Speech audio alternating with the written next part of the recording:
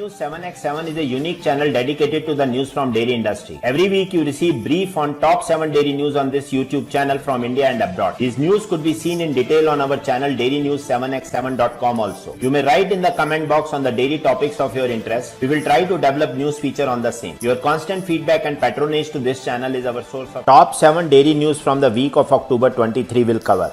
The cheesy row over GST on pizza toppings. Supreme Court quashes conviction for excess moisture in paneer. Akshayakalpa Organic to add 1800 farms in 22-23. Haryana Dairy Cooperative Vita sees all-time high profit. Dodla Dairy September 22 net sales at Rs 695 crore, up by 22.77% year on year. Milk prices are projected to increase by 28% this year in Australia. China's appetite for consumer dairy product grows. Here comes the news of the week. It can be a challenge to get the right mix of toppings that makes a pizza delicious. But in August, an Indian firm making pizza toppings mounted a different challenge related to GST and not taste in a court. In court, the Khera Trading Company argued that their mozzarella toppings should be classified as cheese, which attracts a lower GST of 12%. After all, cheese and milk solids made up more than a third of the toppings. But a court in Haryana state disagreed. It said the cheese in the topping could not be truly classified as cheese alone. The toppings, it said, contained vegetable oil, 22% of the ingredients to be precise. The firm said the oil helped with making the product cheap also.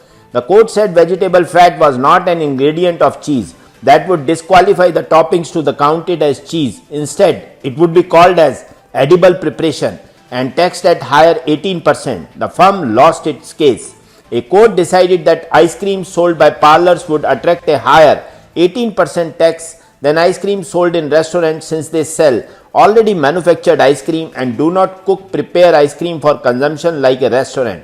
A flavored milk maker went to court challenging the 12% tax on his drink when ordinary milk enjoyed a tax exemption. But the court said flavored milk was not covered under the definition of milk in the laws and therefore was not exempt from the tax. Prime Minister Narendra Modi had once described the GST as good and simple tax. Clearly, it has not entirely turned out that way.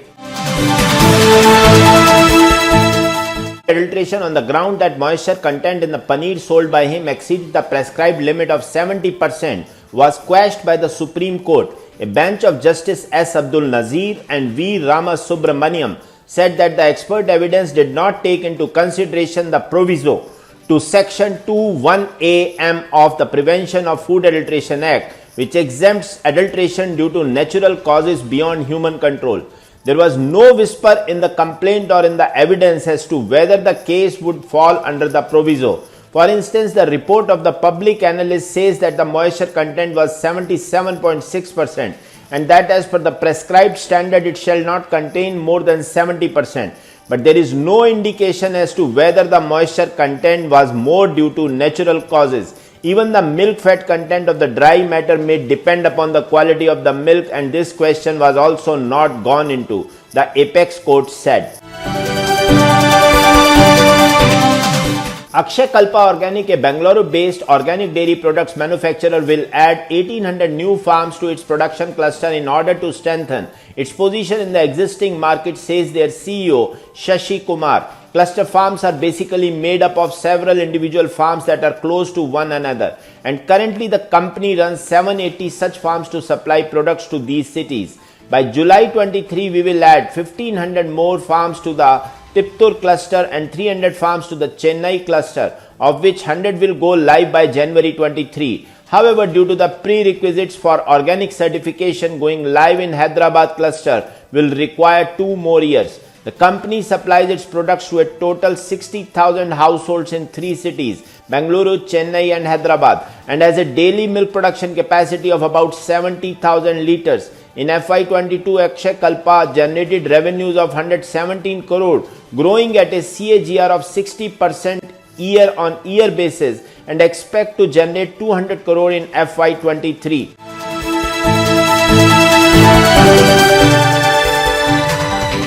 Haryana Dairy Federation Chairman Randhir Singh Golan said the federation has earned a profit of rupees 49.57 crores in the last 2.5 years, owing to improving the quality of products. The total combined turnover of the federation rose from rupees 1159 crores in 1920 to rupees 1505 crores tentatively in 21-22. Accordingly, the total combined profit witnessed a steep growth of 3 times from rupees 11.5 crores in 1920 to rupees 49.57 crores in 21-22, which is an all-time high. Golan said that the sale of milk has witnessed a 7% increase during April to June 22 quarter as compared to the same period last year. The sale of ghee during this period has witnessed an increase of 29.95%, curd 54.5% and lassi 48.7%. On a consolidated basis, the net profit of Dodla Dairy surged 34.2% to rupees 39.45 crore on 22.8% rise in net sales to rupees 695.32 crores in the second quarter of FY23 over the second quarter of FY22. In the domestic market, the company business jumped 20.1% yearly to rupees 643.5 crores, whereas the international business soared 70.1% yearly to rupees 51.9 crore. During the second quarter of FY23, average milk procurement was 14.3 lakh liters per day compared to 12.8 lakh liters per day in the second quarter of FY22, registering a growth of 11.2% year on year. Revenue from value-added products, including fat and fat-based products, grew by 19.3% year on year to rupees 172.7 crores in the second quarter of FY23 as against rupees 144.8 crores in the second quarter of FY22. At the end of 2021, the cost of a litre of home brand milk in an Australian supermarket was about Australian dollar 1.3. It's now about 1.6. What will it cost at the end of 22? That depends on the continued effect of flooding on prime dairy production regions in New South Wales, Victoria and Tasmania, as well as on global economic conditions like Russia's war on Ukraine, which has helped drive up cost of inputs from fertilizers to feed. Labor is also hard to find. The Australian Bureau of Agriculture and Resource Economics and Science (ABARES) has projected a 28% increase in the farm gate milk price in 22-23 to 72.5 cents per litre, a record high. With less milk being produced, it could be even more. It's a case of higher demand and lower supply. Production has been declining since 2014. In the first half of 22, ABARES said milk production was about 7% lower than the same period in 21. China's economic growth has slowed dramatically from pre-pandemic gains as the country continues to implement COVID restrictions. China's appetite for some dairy products, however, has grown as consumers look to value-added products. According to Sarina Sharp, analyst with the Daily Dairy Report, China imported healthy volumes of cheese and butter last month.